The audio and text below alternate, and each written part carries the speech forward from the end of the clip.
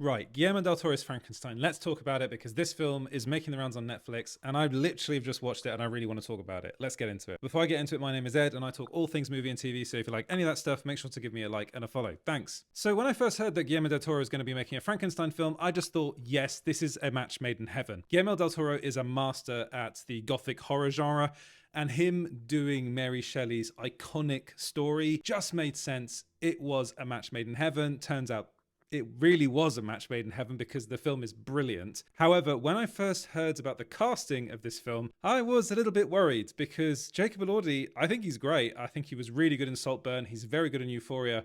But as the creature, I wasn't sure. I was kind of thinking the guy's too pretty, but boy, was I wrong. I mean, props to the makeup artists here because they did an incredible job. The design of the creature in this movie is incredible. It reminded me a little bit of the guys in Prometheus, the not the xenomorphs, but the other aliens that supposedly created the xenomorphs in that film that is actually a highly underrated movie. But I think he was incredible. He steals the show. I also think Oscar Isaac is decent as Victor Frankenstein. I think he is good. However, I can't help but think he's a little bit miscast, and that was the only part of the film that I was a little bit iffy on. I think his English accent kind of goes in and out a bit, and I actually probably would have preferred someone like Tom Hiddleston playing that role.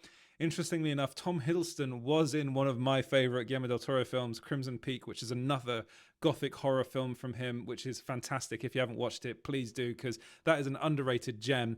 And I actually think he would have been better casting for the role. Overall, I think it is an incredible film. It clocks in at over 2 hours. Some people may say it's a bit long. I think it's perfect. I think it is one of Guillermo del Toro's best films to date. I also think it might be one of the best adaptations of Mary Shelley's Frankenstein ever.